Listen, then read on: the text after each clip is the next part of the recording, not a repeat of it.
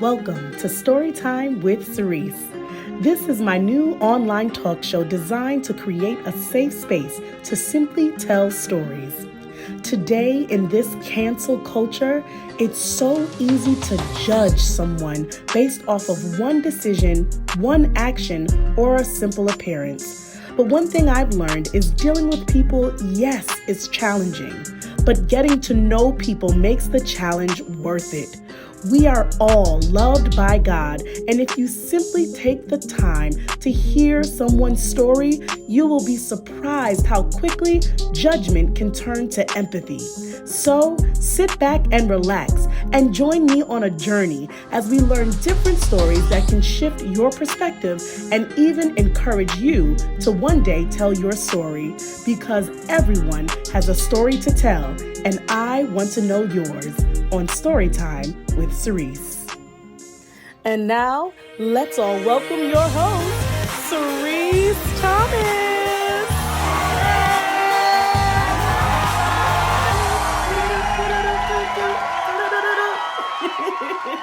Well, guys, I am so excited. We are back with another Storytime with Sirece, and we are actually concluding the series on grief. We will be back with more because there is so much and so many people that have stories about grief to tell, but we pray that you were encouraged by this series. You received something, and we'll be going into a new series with Storytime with Sirece, so make sure you stay tuned. But concluding our series with grief, I am super excited, okay, for my next very, very special guest, my own mother, Miss Donna Michele Dugard. Hi everyone, hi guys. Hope you're having a great day. Here we are, ladies and gentlemen. We have made it. Storytime with Sirece with our next guest. Another extremely special guest of mine, another number one fan of mine, my mama, my mommy. This is my mama. She actually reminded me that she was on, when I started Pressure Productions on YouTube, you came on. Yes. And we did a Sirece's Pieces together. Yes, we did. So we are here almost like 7 years later, and I am super excited and blessed and grateful that you are back on the show, but this new launching of the show, Yay. Storytime with Sirece. Yes. But this time it's Storytime with Sirece and Donna. So I'm super excited to dive into our continued series of grief.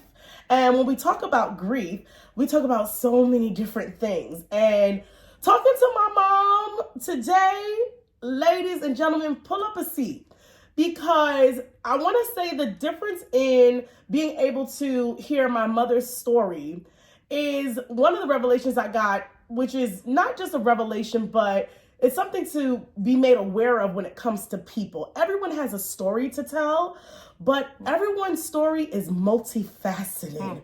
Okay, there are stories within the stories within the stories. And for someone like my mom, who although she looks like she's 42, you know what? You know what? Brains! I cannot do anything. So, Mom, even though you look like my big sister now, maybe even my little sister, my mother just celebrated another milestone of a birthday. Bless the Lord. Bless 65. The Lord. We're talking 6+ decades of life. Yeah. Of life. So you're talking so many stories in that story. And so we're going to kind of compartmentalize different, I'll even say milestones that she's went through her life, and maybe some things you don't know about her. And I just pray that you guys glean from her, because I'm always gleaning from my mother and her wisdom and the way that she handles her stories and her life with grace. And I've watched her and I've learned, and I'm still learning from her. I always want her to get out there and just fight. You know what I'm saying? But she reminds me that she's had too many stories to be reacting to stuff. I'm still reacting to stuff. I've got 3 more decades to go to catch up and to learn. And, I've just realized over time, you are very gracious with people. And I'm not saying that that's how you've always been from birth, but I can tell that your stories you've allowed to refine you and to grow you. Lessons learned and grace grown, compassion, love, and forgiveness. And seeing how my mother's life and how God continues to bless her and take her to the next level is an inspiration. So I'm like, all right, I know I can go that way too. So 65, but what is that like hitting 65? 65 is a blessing, and it is also a realization. You're like, wow, okay, that's been a long time. I realize it's 65 years. And like I said, it's a blessing because, to reach that milestone and to have come through many things, and those many years, you're going to experience so many things. I can only say it's a blessing. I'm so happy to be here at 65. I've survived challenges in life, from health to relationships to finances to you name it. I survived all those and persevered and grew through all those different experiences. So I'm very happy that I was able to grow through and be here right now. I have to say 2 words just come to mind right off the bat with 65 years is that highs and lows, ebbs and flows, no matter what you go through, you keep moving. You keep moving. You just keep it moving. Even though you do, realize and think in retrospect of things you experience, those are stepping stones. Those are things you utilize to as tools actually to decide what you're going to do next, and to realize what your vision is going to be, short term and long term. So you keep having a vision. I keep having you a keep vision. planning. I keep planning. Time is a commodity that is priceless and that you could never, take back. And I think there's a loss of time because, there's the beginning of birth and then there's the end. So what you do in that time is it's everything, because it's not like you go, oh, next time I'll do this way or I'll do this again. Right. There's no next time. Wow. And you strategically plan according to where you are in life. Yes, I wish I could live another 65 years, but the reality of it is, the clock's ticking. The clock is ticking for everyone. But at 65, you realize, okay, what do I do from this time on? It's different when you're 20 and you're planning, or 30 when you're planning. But what do I do at this time on with the realization things change, your body changes, your finances change. 65, I had to transfer over to Medicare. I'm like, Medicare is for old people. But I had to transfer over. Not too bad, okay, get some stuff free. Some benefits in there. And then some stuff, I'm like, it's like going to, a lower end store and then shopping in high end stores. So that's all right. She knows where it's at. But you plan for that. Health wise, you got to be smarter. Just doing things like how you're eating and exercising, but simply moving. Because I said keep moving, but you have to be smarter at moving. At 65, you don't make abrupt moves when you get up in the morning. You don't make abrupt moves when you bend down or get up off the couch. Gosh. You can actually hurt yourself in place. Yeah. So you have to be very smart about everything you do at 65. I mentioned that to Daniel, with his dad, and seeing him kind of push his dad to keep doing the things that he knows his dad would always do. And I know that me and Freddie are very similar in a way. We're like, come on, mama, get up, go, hit that baseball, run the home run, girl, get out on base, So, and mommy's trying, you know what I'm saying? She's like, child, listen here. I'm going to roll the ball to you and you're going to catch it. Now you hit the home run. So I love what you said. So, in order, I guess what it looks like for people that get stuck is they are unaware of time. They stop being unaware of time and they stop taking advantage of that time because they're stuck in a story. So, they're stuck in something in the past, a story from the past. But in order to move forward, you have to be cognizant of that clock that's ticking, and you take advantage of it to be productive with your time. Keep planning, embrace the next thing, even if you're like, wait, this is me now. So those are a lot of lessons learned. We encourage you out there. If you feel like you're 50, some people they turn a certain age, they say, well, that's it. And they stop planning. They lose vision. And I've been inspired by my mother. She keeps having a new vision, a new plan for every decade, of her life. And it's exciting. We sometimes live vicariously through her. We're like, oh my gosh, what you going to do next? And I've seen God's hand on every single transition. And it gives me hope. It gives me hope when I, get up there, Lord willing, and that I can, too, take advantage of time even now, not to take time for granted. So we're going to rewind the clock, even though we know it's ticking. Here at Storytime with Sirece, we get to rewind the clock just for a moment, and we get to explore a little bit more about who you are, where you've come from, and how those stories have defined you today. So going back a little bit to childhood, you were born in not Southside Jamaica. I know you want to, but you was raised in Southside Jamaica, Queens, and it's crazy. But you were actually born in Maryland. Yeah, I was born in Maryland. However, my mother was visiting, as she had already had 3 children. So she went down to visit her relatives, her brother and sister.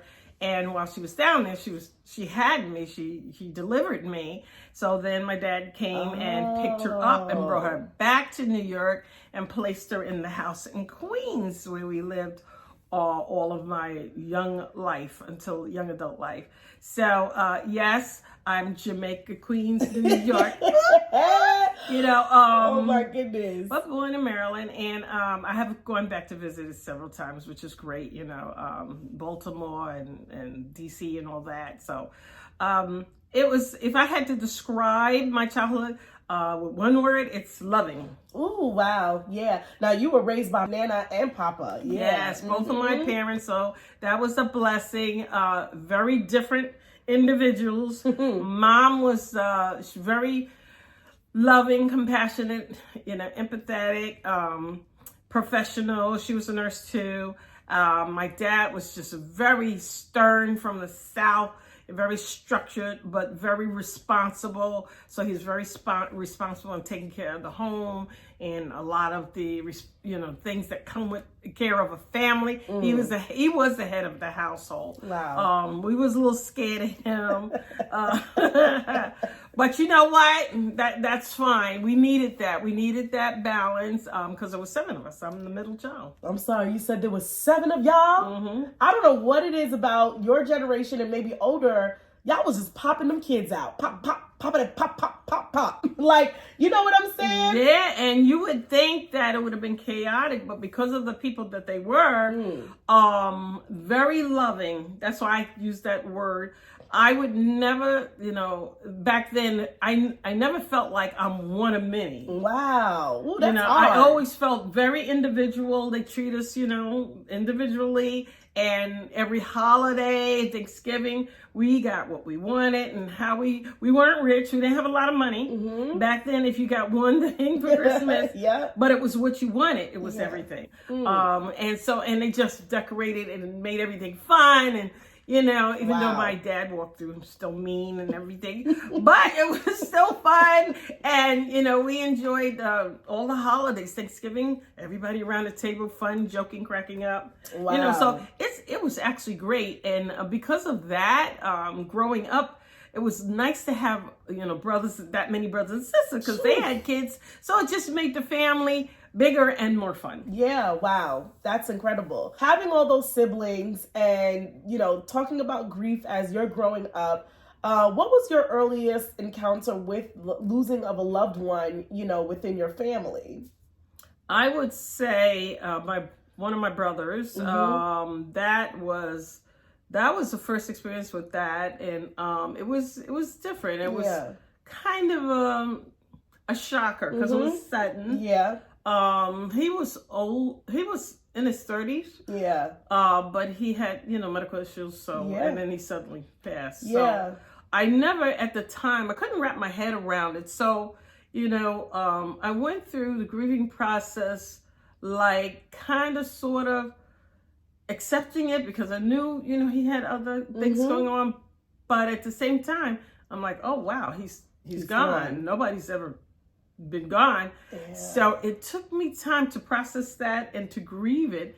And it took me quite a while. Wow. It took me quite a while to even for it to touch me. Yeah. Yeah. So that was very different for me. And I loved him so much, but I found that just saying this through the following years of my life, it was a process always for me to process the grief. Interesting. So I couldn't do it right away. It wasn't like this instant, oh man, I'm grieving. It was just, you just kind of kept moving through life and figuring out how to process that. Yeah, I was trying to figure it out. Yeah. It's a funny thing, but I was trying to figure it out. And then my dad. Yes. And you're a mom and a wife by this time. At that time. Because I recall Bossy, which was her brother that passed. I remember him passing. Didn't really understand it. I didn't really see you in that physical grief. Right. As well as I remember Papa passing. Right. Same. I remember you still just kind of doing what needed to be done to help Nana get the house, get his room clean. What do you recall about that time losing your dad? Because you were close to your dad, and I remember I was, he loved me. I know they say he was a little mean, but I got to experience a very sweet side of him. He was a mush with the grandkids. Yeah. He loved the grandkids, and me and my dad was close in our own way. I was also a nurse during that time, so I found that, and I used to work in high acuity areas, so I found that working in those areas and my personality kind of, helped me to go through crisis without reacting emotionally. So, when he passed, the day he passed, my mom called and she says, I don't think your father is living or anything like that. Could you come to the house? So I just I just came from the park with you, always bicycling, a sunny day, St. Patrick's Day. And I was I have to go to the house. I was very, I have to go to the house and check out things. And I went over to the house, my mom and dad's house, and I went there, and there he was gone. And I said, okay, you know what? I went downstairs and told my mom, because she was downstairs, and right away I started processing. I was like, okay, this is what we need to do. Wow. This is what we need to take care of. So very similar to your job. Interesting. Just like my job. I was like, okay, he's up there. We need to get him down. We need to start, processing how we're going to, move this along. So I started taking steps almost methodically to take care of everything in preparation, for his funeral services and all that. Didn't hit me yet. So we went through all of that, services, buried dad, and so forth. Yeah. That was it. And it was not until the summertime. Wow. Of the same year? Of the same year. Wow. First of all, months later. Months later, side note, a month later after, at the end of the month of my passing of my dad, I found out I was pregnant. Oh, with Freddie. Yeah.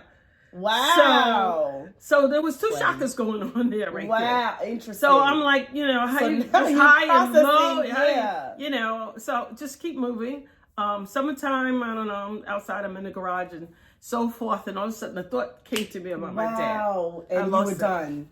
Wow. And I think that's the craziest part about grief. I lost it. Is it deals with people differently. Yeah.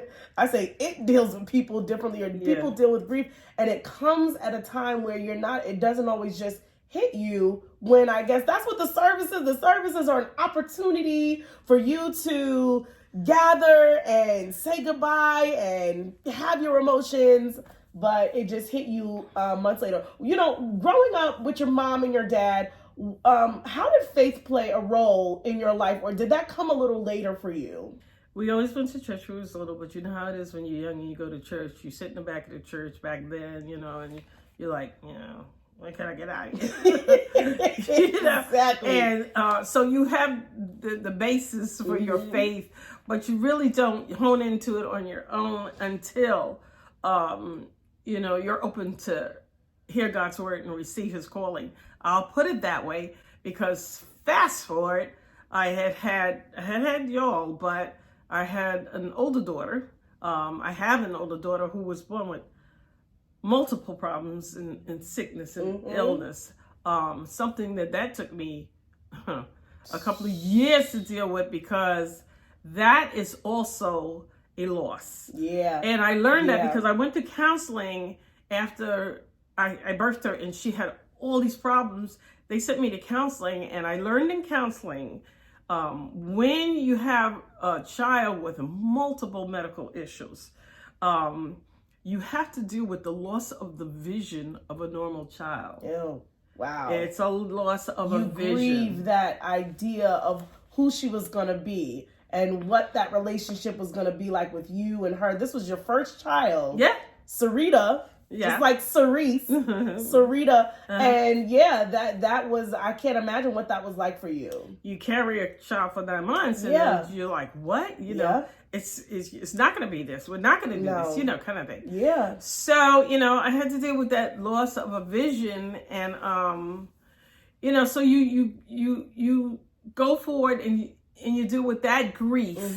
And so I had to say, okay, what does life look like for me now? Yeah. Wow. What is life going to look like for me? What do I do? And you make some very tough decisions, some very tough times. Which was so admirable. When I was young and Sarita was around, I didn't notice anything. Even though she was older than me, she probably played on my level because of her medical issues. And, so I just followed her. We dressed alike. We did everything together. And I knew that we would always visit her at a place, at a hospital. But I always knew it was special. I never really questioned it until I got older. I was just like, wow, Mom, that was very hard and admirable of you to have to allow your child to be in a place where she could truly thrive with the type of medical issues that she had. And, now you wind up having 2 other kids and having to pour into us in that way. People choose different things, different ways. But that was very admirable. And I didn't realize that until I got older. And I'm just like, I can't imagine that, the grief that you did have to go through. Like you said, it took years to just, like I said, grief is not just losing someone. Sometimes it's losing the idea of something. And having a child, with disabilities like that, and having to make different decisions in everything you do, it begins with a grief process. And then you can transition into that level of acceptance and trusting God and allowing God to continue to bless you. And he did. He gave you a daughter, another daughter, and he gave you a son, just to allow you to be able to. And to this day, we keep in touch with Sarita, whenever we can, and, see her. And it's just a blessing that, to see where her life has grown with the support that she needs. And how does that resonate for you in your heart today? Do you feel that's resolved for you, and that you've come, through that with God? I would say I don't have the hurt or the grief that I've gone through. That grief is a process, and at some point in time, it's actually steps, and you have to go through certain steps. And at a certain point in time, you have to proceed through that entire process and not get stuck, or otherwise you'll be like, oh my gosh, it could just hold you back and paralyze you from things. But I can say this, God has always blessed me through tough times and challenges. And I'm saying this, that he doesn't just provide a way. He provides a way, and I will say above and beyond what you can imagine. So, wow, Sarita, in every area of her life, I can honestly say, oh my God, I am so grateful to God that she's been blessed. She has been with the same person that has cared for her Yeah. for over 30 years. Crazy. In this beautiful home, who, and the schools that they have, special schools that she's been to, and we stay in contact and open, with each other, her caretaker. So, and he showed me, he says, you made the right decision for her behalf. Oof. So she was able to prosper, in this particular, and do well, thrive, Wow. that's the word, Yeah. and do well. So I'm very grateful every day. I'm so grateful, Right. because things could have turned out differently. Yeah, absolutely. Every day. And then following that, as that has gone on for years and so forth, she's like 40s. Yeah. And which is awesome. Yeah, and that's she's had crazy. so many medical issues, but she's in her 40s. Yes, yeah. That right there is a blessing. Wow. Yeah. Yeah. And then like you said, then following her so many years later, I had you. So was I afraid? Oh my gosh, that I was going to have to go through this again. It's interesting. I didn't have any fear. I was at total peace. And because I prayed. Yeah.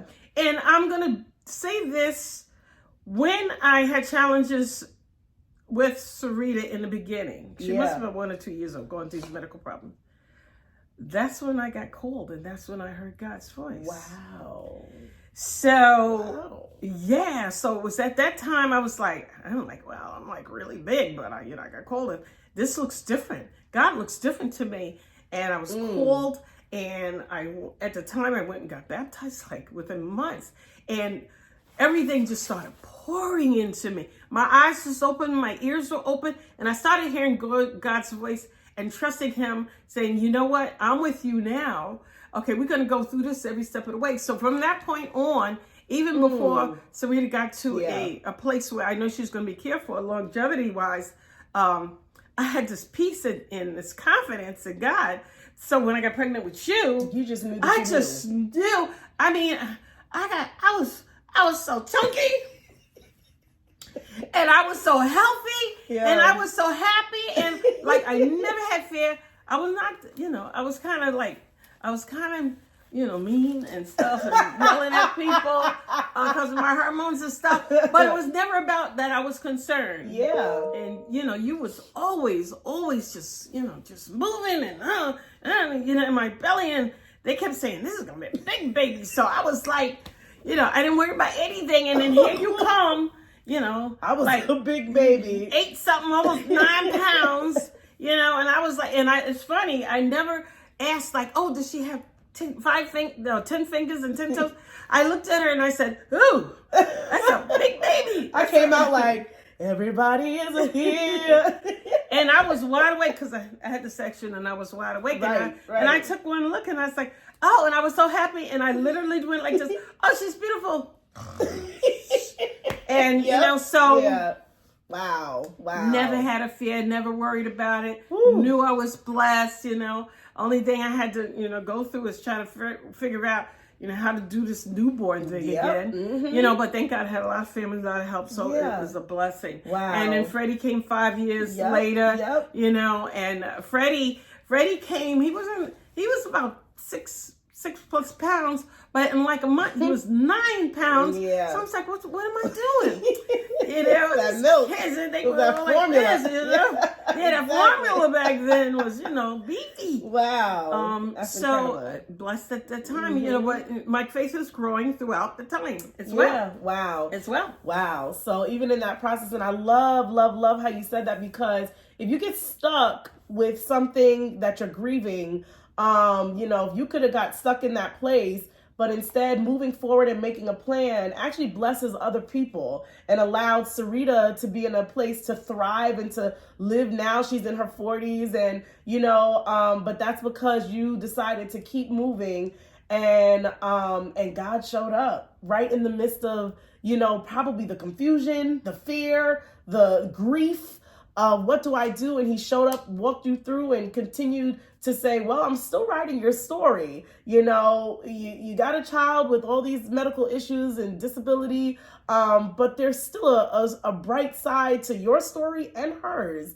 But I need you to move forward. So that is so, like I said, admirable, inspiring, courageous, wonderful. Thanks so much for, sharing that. So, you've got that, you're moving forward with, your dad and Bossy, then Sarita, and now you have us, me, and Freddie, a family. You've got Daddy, you're married. We had a child, me and Freddie. I mean, I think we are the way we are today because our childhood was literally, I thought we lived in a Disney castle.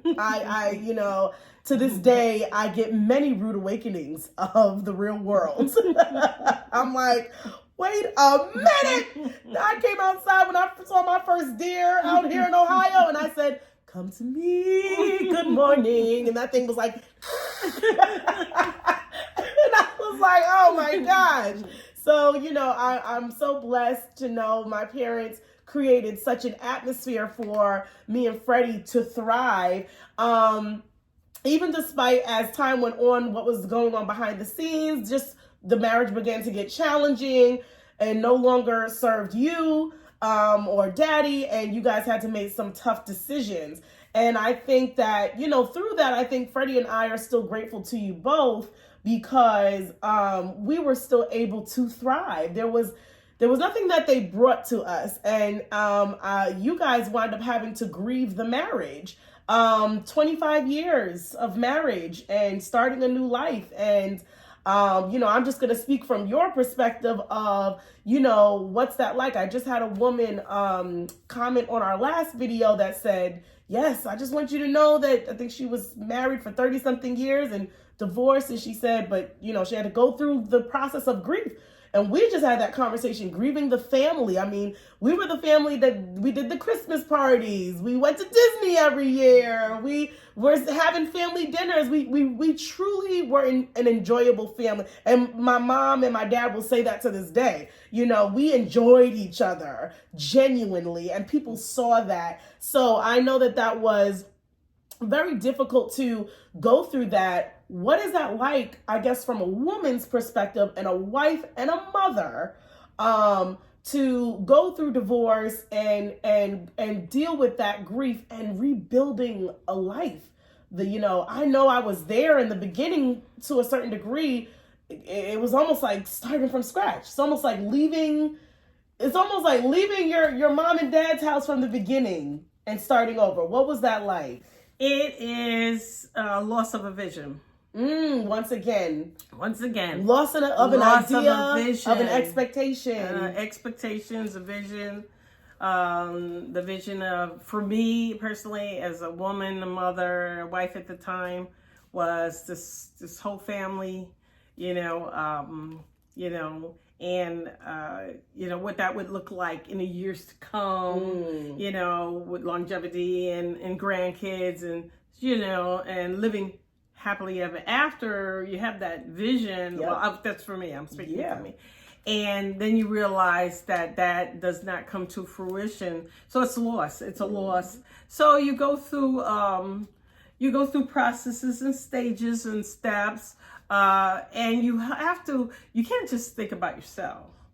I'm thinking about my children. Mm-hmm. So my children weighed in heavily in my loss of a vision, in that I know that it affects children when the parents separate or divorce. Mm-hmm. I know it affects them mentally, emotionally, and so forth.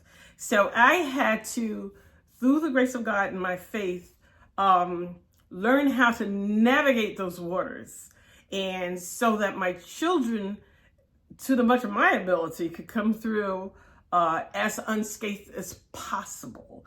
For myself, I had to rest, grieve, rest, reflect, rest, restore, rest, re-envision, rest, and and start to realize, well, I have to have a new vision. I got a new vision. What does that look like? What does that entail? How much time would it take to, be able to successfully, go into that new vision? And that was steps and process. I just had to keep moving towards that vision, pray, and God would help me take the steps towards that vision, that new life. What does it look like? And how can I be joy-filled and happy and content and all that? And I tell you, coming out of that and, relocating at that time to Long Island and so forth, I saw God in the details. Wow. Yeah. It was insane because I was like, God, I don't know what to do. Because if I tell you what I had to do to get what I had to do, we'd be on here about 3 hours. But he kept opening up doors here. I'm like, okay, I'm going to live here. I'm going to do that. I'm going to work here. I'm going to do that. I kept getting promoted at my job. I kept getting more money. Wow.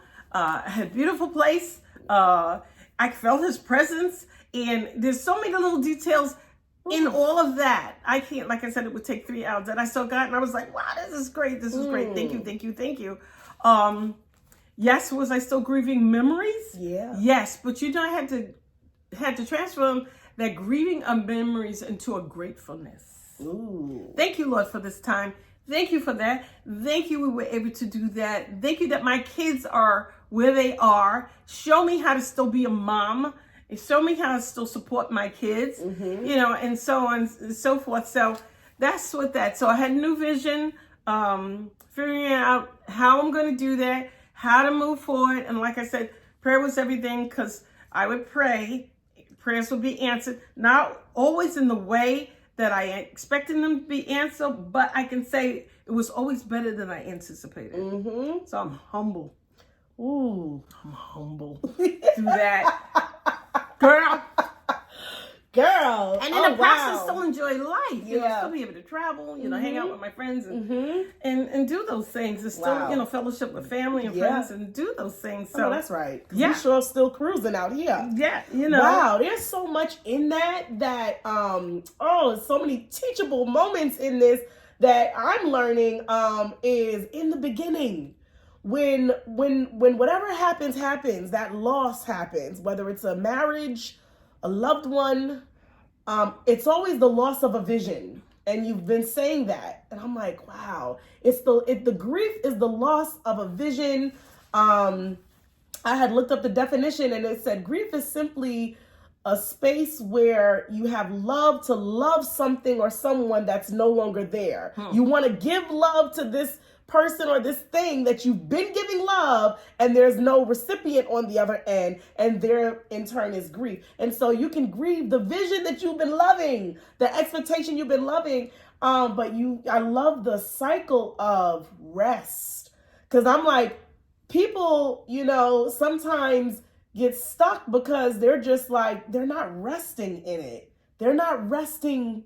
Just rest. Allow yourself to grieve, right? There's a time to grieve, and then there's a time to now re-envision. And I love that. But after you do, through that rest, you had restoration. Through that rest, you were able to grieve. Through that rest, you were able to come up and say, okay, let me continue to dream. And I think that's like the biggest takeaway for me, is that through everything so far that we've talked about in your last 6+ decades of life, child, sibling, marriage, you had to keep re-envisioning and dreaming again. And each time God showed up in the details to say, that's right, I'm still writing your story. You don't have to just stay. See, now some people get stuck in the rest, and they rest and they rest and they rest, and they miss the opportunity to get up and begin to dream again. That yes, it's not going to look like what you thought it was going to look like. But if God is a part of it, choose me, I'll be there. If God is a part of that new story, you will live your best life Period. ever. Wow. Your latter is truly greater. I'm a testimony to say that. The latter part of my years so far have been greater in the sense that, I was aware and am aware that God is in the midst, that he showed up, he shows up, he makes things, you ask for, a little cookie and he brings this cake. Yes. He just makes things so much grander and it's a beautiful thing. It's humbling and it's beautiful, and I stay grateful every day. If he doesn't do another thing, I am just so grateful that I know that what he's done throughout my life. But see, I know him. He's going to continue to do what he does. He still shows up strong. So it's beautiful. And, and then, the next phase was the grandchildren coming in. Wow. We didn't even think about that. And you talking about showing up strong. I prayed, I'll be honest with you. I don't know if I got that from my mother because I used to hear her say that, but I prayed before grandchildren. I said, Lord, let me be well and healthy enough to see my first grandchild. Well, I have 4. 16 later. Exactly. I have 4 grandkids. Wow. And let me tell you something. Talking about just a new season of life, it has to be the most beautiful. Okay, I love every season of my life. I keep saying each is most beautiful, but I'm just grateful that I've had beautiful seasons with the highs and lows. They all been beautiful. Yeah. So now this beautiful season of life with the grandchildren. I got 4 of them. Oy vey. My mother's side. Yeah. And we've been leaning on her. They all love me. Yes, Thank you, do. Lord. And I've been they grateful do. to have, a close relationship with all of them. And the best part is each of them have their own personality. Like I don't. My eldest granddaughter, who's 5, she's like Frozen Princess. She's the matriarch of the cousins. Yes, she is. Yes, she is. She's very mature. She is. And she knows everything. And patient and knows everything. Everything. Yeah. And then, following her came my grandson. He's almost 4. Ray, my godson. And he's my little sweet honey jokester.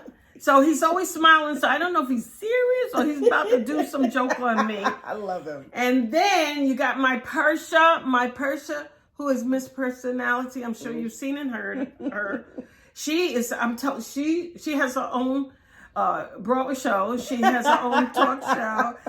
She comes up with the things like this morning to me. She was like, oh my God, she has such personality. Yes, she does. All of them are super intelligent. I'm not saying that because I'm their grandmother. But they are super intelligent. I'm not lying. You can't joke them. You got to tell them the truth all the time, Wow. But you got to be strategic, though, And then now I got the new one. This is Baby Justin. Baby Justin, born, he's a little Hulk. He's like he really like is. This, he really is. So I know I got to get ready. I got to get in shape for this one. Wow. So I have the 4, and I've been so blessed to just be able to, experience them growing up. Yeah. Now. Yeah. And so this season of life is a blessing. Wow, that's amazing.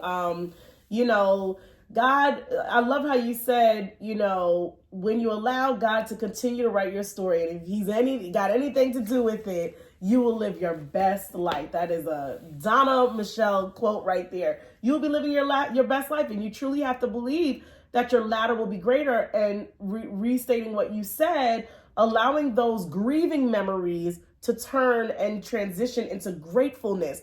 Thank you so much for this time. Thank you so much for that relationship. Thank you so much for the time I was able to spend with this person. Thank you so much. And thank you so much for giving me the ability to dream again. So everything that I've seen, every milestone, every different obstacle was an opportunity to dream again, to dream bigger. And even in the midst of that, coming out of the divorce and right towards the end of that, health-wise, was a different milestone for you.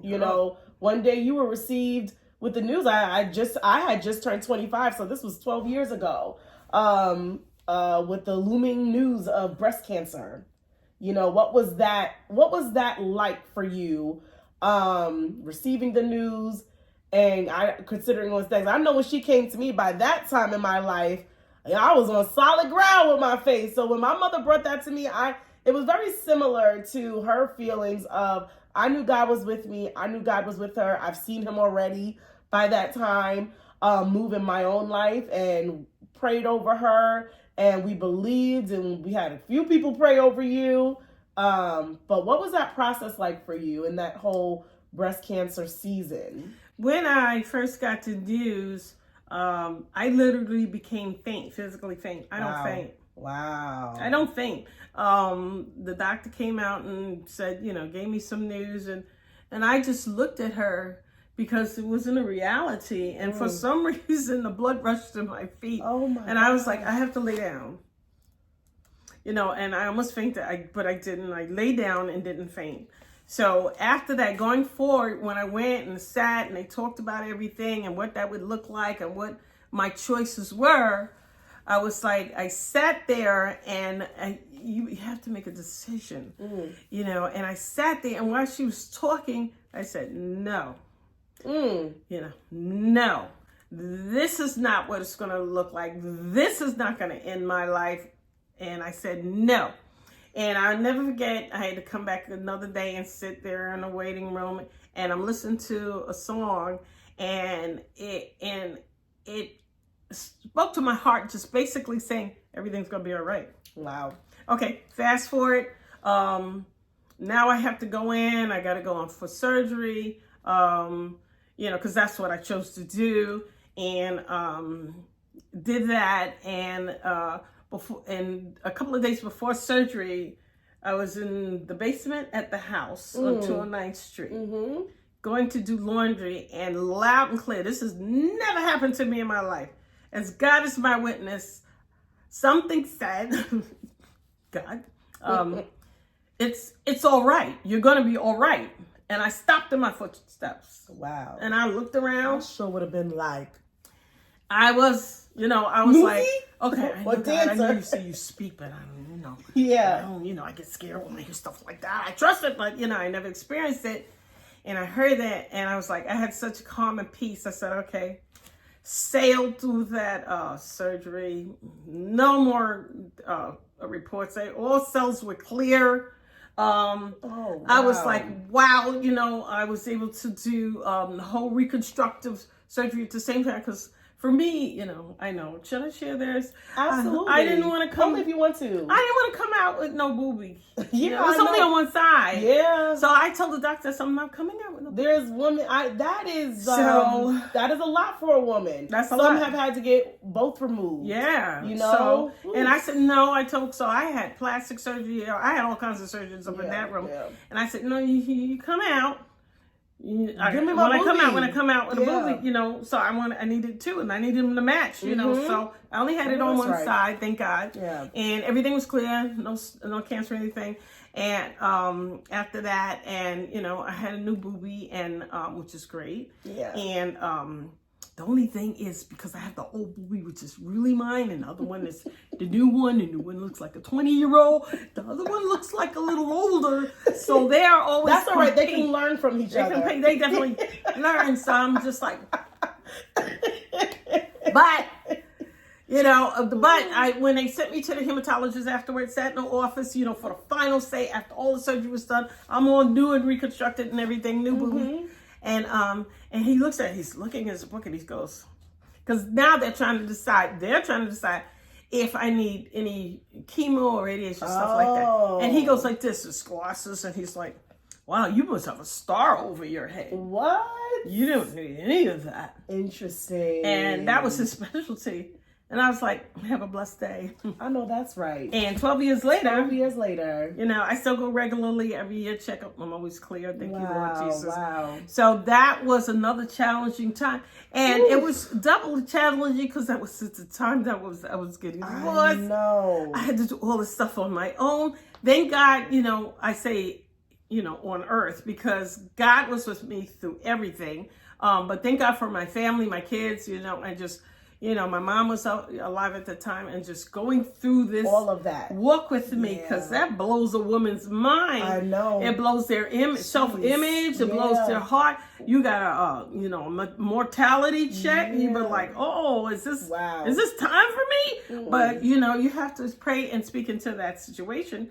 So, I've been very blessed, for having had that experience, going through, meeting the people and the resources all that's a blessing, because a lot of people don't have that. No, not everybody. They don't have that to go through that, so, wow. And then continue to enjoy the rest of my life, so, and re-envision again. Re-envision you got again. to dream again, and how beautiful is that, on this side of things? I mean, some people do come out of that recovered, but still get stuck in the fact, why did I have to go through that? Why me? But once again, to be able to if you could just push forward and dream again, there's another story coming. And so you went on to live, right, to see your grandchildren. That's right. To see your grandchildren and to live this beautiful life. And one of the things you've been blessed with in the last few years, within the last 5 years, reaching this milestone is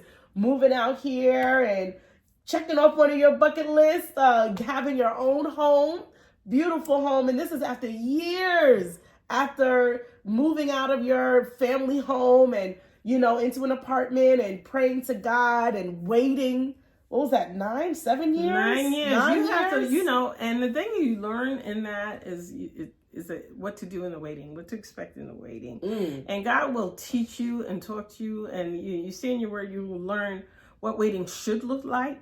Because you could have just been sitting around depressed for 9 years. Yes, but to thrive, there is a scripture in Jeremiah where, Israel was in bondage and so forth. And it said they were still in captivity and they were crying, I want to get out, But God said, build and prosper where you are, in the land that you are. Yeah. And that word stuck with me throughout the whole time. It says, build and prosper. So, I made my new little apartment. Just home in heaven. I love that apartment. Family and friends, we had our Christmas party back. We relaunched and she was so nervous. I don't want people to come. It's not enough space. But it worked out. It worked out beautifully. Home is where the heart is. It truly is. And you learn, you wait patiently. And meanwhile, I kept writing my prayers, talking to God. He says, well, if this is what you want, this is what you need to do. And I will bless that. So I say, okay. And then I wind up getting blessed with early retirement. That was crazy. But the timing of that. The timing. Right? Early retirement. This is in a 6-month period. You had 2 grandchildren from Freddie already. And we were working on me, and I was going through my own little seasons of fertility and trying to get pregnant and fibroids. That's a whole different episode. She's pregnant and ready to give birth in January. I find out I can retire December, the month right before that. And also that I can come out to Ohio. So, and I was blessed and granted with approval to build a home. Not just, I wanted a new home, but I didn't know I was going to build one. From scratch. And he's like, you can do this. Yeah. And built it, stood on the land and was like, okay, God, let's see what this looks like. Yep. Built it from scratch. She has the baby. I retire. My mom got sick during that period, right after she had the baby. So I'm trying to figure out, what this is going to look like. Am I going to need to bring mom down here? Because I was thinking about how her care is going to look at. Your mom and your sister got sick. Both my mom and my sister got sick. And your sister got sick right after I had the baby. Right after she had the baby. And then by March, my sister, who was very sick, passed. May, my mom, who got very sick, passed. My moving date was June. Oof. So you're talking about a whirlwind of a season in 6 months, things changed. Wow. So the house was built. I had to move in June and so forth. And it was bigger and beyond beautiful than I can imagine, this home. And I was like, it was bigger and more beautiful that I actually was too nervous to move into. I know. I was like, it's bigger. Yeah, I was going to get this little home. And so I was staying with Sirece and Daniel. And we're like, you're paying a lot of money for this. It's time for you to go on over there. They kicked me out their house because I was staying here after the house was finished and the bed was there. And they was like, they looked at me and they did an intervention. Yeah. They did an intervention on me. Mom, it's time to go to your new home. You're paying all this money for mortgage. Yeah. You got to go sleep in the house now. I'm like, but there's nobody in there Yeah. So you had to adjust, and woo, that 6-month season, you talk about going through joy and grief at the same time. The birth of my granddaughter. The birth of your granddaughter. Who, and I specify her particularly because my daughter and her husband, this one right here, had such a hard time. Yeah. It was a struggle. It was such a hard time. For And a few then, years. and then I knew the birth, I was concerned about that because I know you're going to have to have a second. Yep. Mm-hmm. So, so I'm just like, Lord, let me be there to do that. So when this baby came and she's fine and they're fine, okay. and everything's fine. And then I had to go through Rejoice. my And then sister and my mom. Woo, wow. And wow. That don't just happen. I still have to move. I still have a new baby. So I'm still going through grief. And I'm going through these things that I want to rejoice in and celebrate. And my heart is, but I'm still grieving. What a challenge that was. You had to handle the stuff behind the scenes, and that was a lot. But again, thank God I kept moving. Yeah.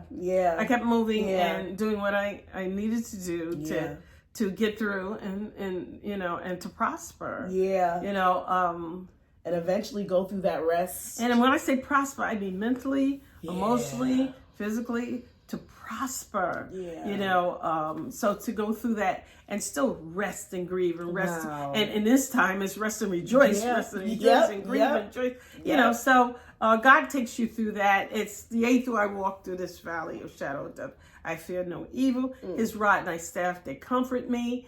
Mercy and goodness will follow you in all the days of your life. So I was basking written all over you in his word, and just, filling me with joy no matter what. I knew that he's in the midst of it all, and he already knew the outcomes. So, wow. And that here we are. Here we are. The baby's going on 4 now. Yeah. 4. Told me this morning, Mimi. 4 going on 40. Yeah. She's just turned 3, January, and told me this morning, Mimi, you eat too much food. She said. The other granddaughter, 5 years, on the phone yesterday, told me, Mimi, I like talking to you on the phone, but I gotta go now. I'll call you later. Who are these grown people? These kids, man. These kids. Wow. So yeah, wow. You just took us on a journey. You opened your book, and you took us through some chapters. Everyone's got a story, but it's multifaceted. There is so much to one story, and I'm so grateful for you for sharing that. Where do you feel like you are on the grief spectrum? I know earlier, a few years back before you even moved, we lost Uncle Ray. So, from your siblings, I know that was very hard for you. Would you feel that it was similar by that time, where in the beginning, you kind of just went through what you needed to go through and then had to take your time for it to kind of hit you? My brother, losing Ray was hard. Yeah. It was hard. Yeah, that one I could tell hit you differently. I am not going to cry. I know. It's okay.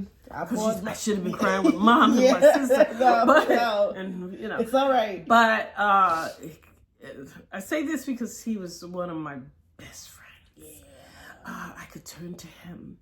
And he was a great mentor for my children.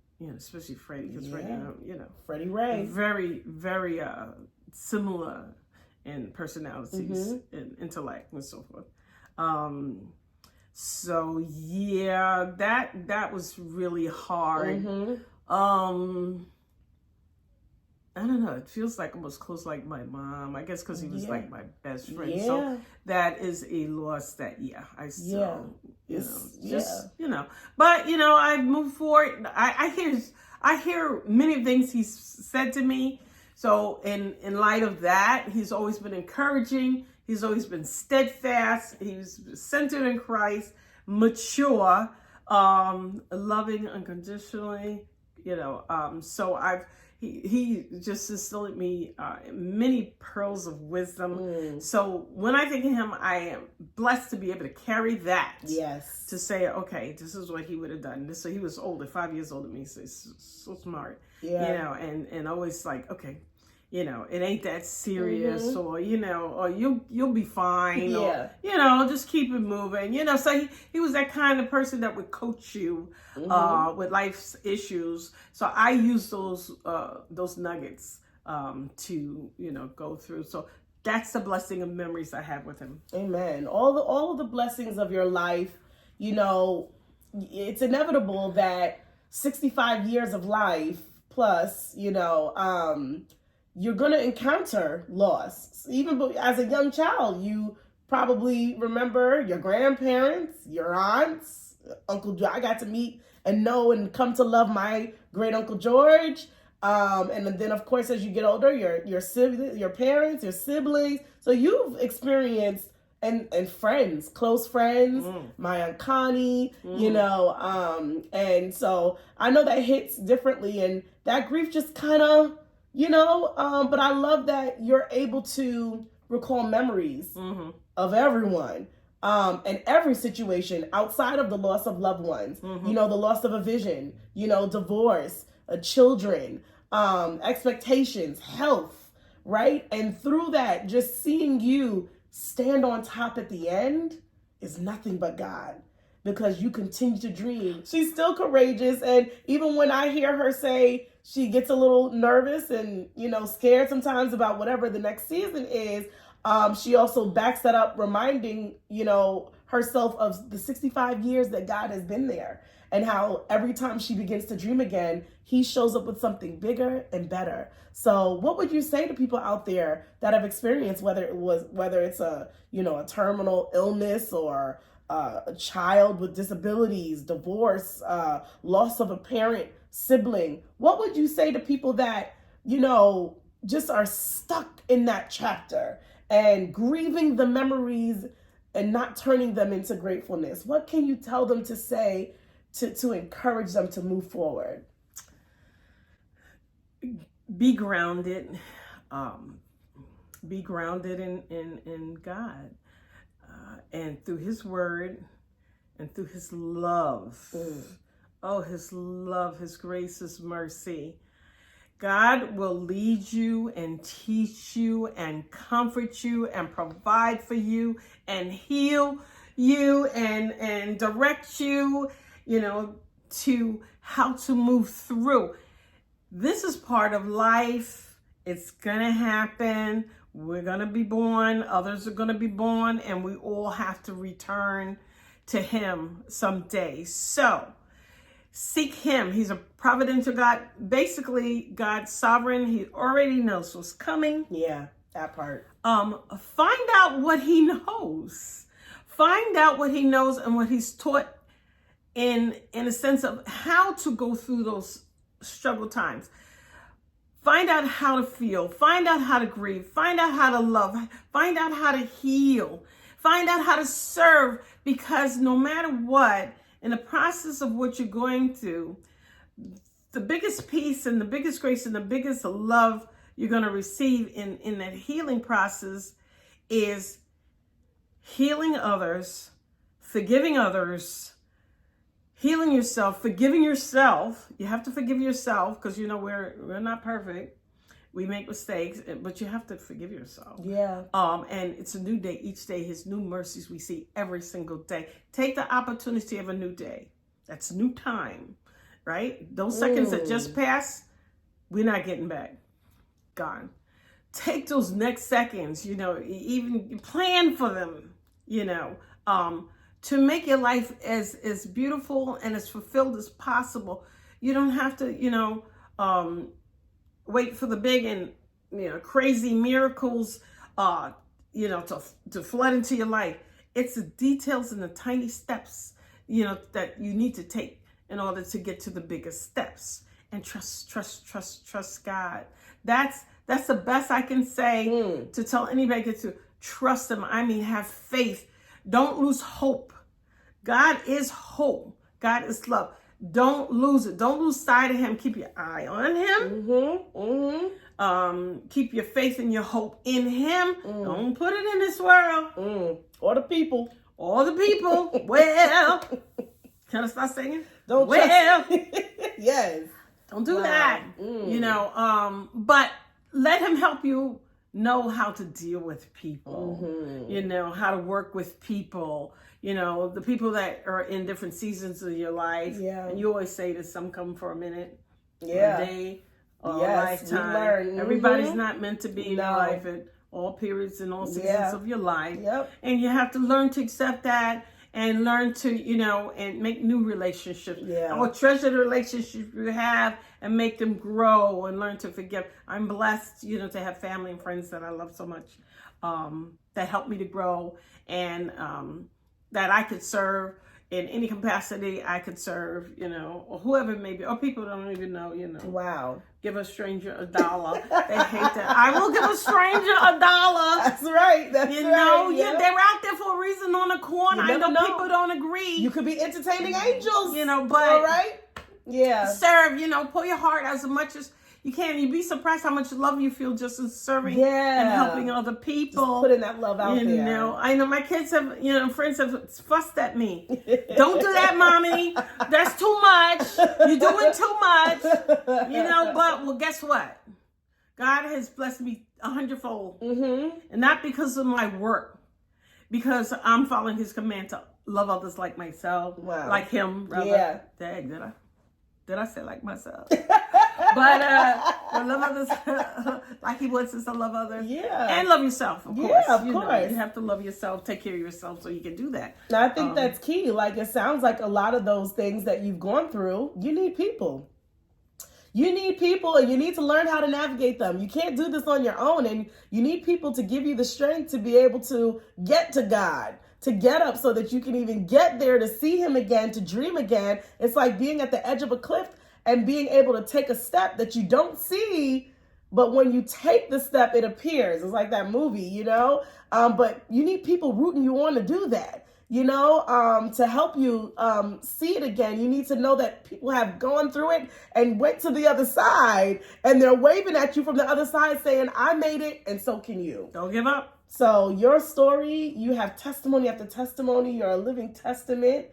Thank you for your transparency and sharing, because our prayer is always that, anything that you hear from anywhere, but here at Storytime with Sirece, that you are encouraged and empowered to know that you are not forgotten and that you can do this. And that if you are here and you're still breathing and you are still moving, that there is a purpose and a plan for you, and that God wants you to know that there is another story he wants to write. He wants you to keep dreaming and dream again. So thank you so much, Mommy, for continuing to dream, not just for yourself, but on behalf of your family.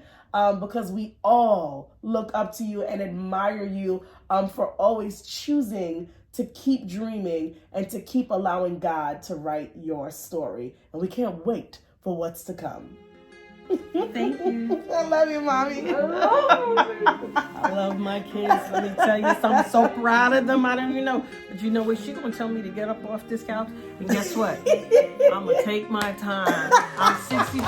I'm not jumping up. And this is a low little couch. You're probably going to be maybe a little sounds come out of me. That's it. But take your time when you get 65, okay? I love it. Again, one of my favorite guests here on Storytime with Sirece. We love you guys, and we'll see you again soon.